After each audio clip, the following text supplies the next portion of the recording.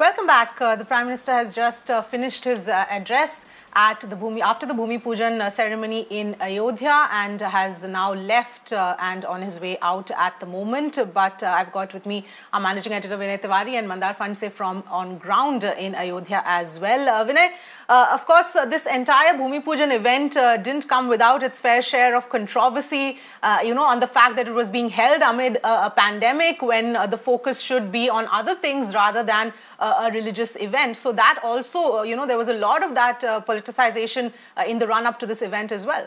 Yes, there was. But look, the trust has given its explanation. I mean, they believed that as per the astrological calendar, this was the most auspicious day and time to do something like that. And when it's a matter of religion and faith, I guess you'll have to trust those who have the knowledge and the wisdom to decide on such things, which is the appropriate time. I mean, I would assume that if the same, auspicious date would have been, say, about a month and a half earlier when the pandemic was actually at its peak or was much worse than what it is now, maybe the situation would have been slightly different. But normal activity has resumed in many parts of India, and I think that also played a part. Yes, it would not have been the, if there was no pandemic, situation would have been very, very different.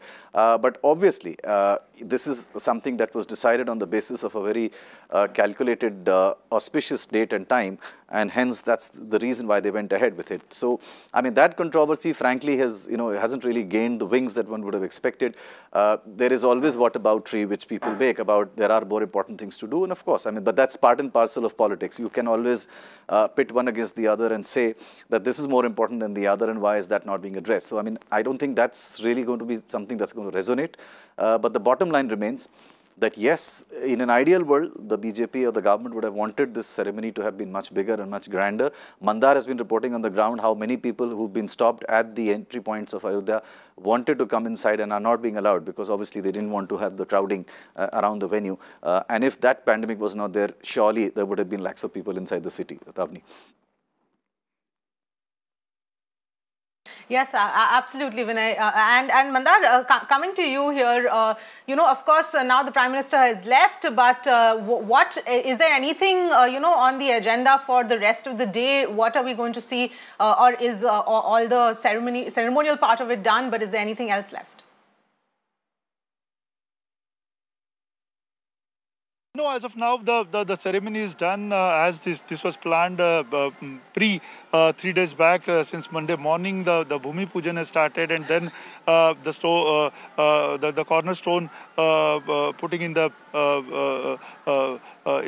land over there is also now completely over now. So obviously there is no plan as such right now. But the thing is, as we were talking to the architects of the mandir, they are now extremely busy with the ongoing schedule which they have to maintain along in another next 3 years, because in next 3 years they have to complete almost the construction of the Ram Mandir, and as far as possible they want to now create that kind of a situation where whatever are the modifications they are needed to be done in this particular structure, the way they want to modify this structure, as this was a kind of a plan which was done a little back almost 2 decades back, and therefore they will now plan all these things, and actual work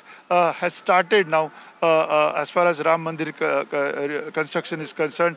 Right now, people of Ayodhya are really relaxed in terms of knowing for sure that they are going to get much more attention from the administration, from the central government, from the state government, and from across India and from across world. So they are really happy. They see this as an opportunity as well for their future. And with this particular thing, this part of Awadh, which is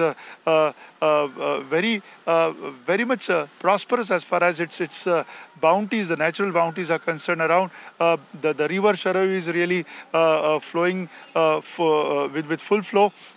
All these things will now get into some kind of tourism opportunities as well, and therefore everybody here seems to be very hopeful, and they think that the beginning of the construction of the Ram Mandir will bring in fortunes to them, and the way the magnificence of this particular city, Ayodhya. You can see how beautifully it must have been once upon a time. After so many centuries, it has seen this particular day, and today it seems is a very, very historic day for all of those people who have toiled very hard in the movement of Ram Mandir temple.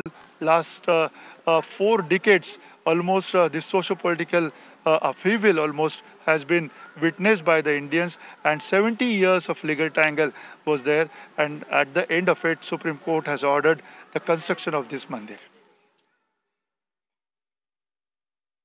Yes, absolutely, Mandar. Long legal tussle, and of course, finally now the beginning of the construction of the Ram Mandir in Ayodhya. Vinay, Mandar, thank you so much for joining us with all that perspective, but we're going to slip into a very quick break. Stay tuned tomorrow now.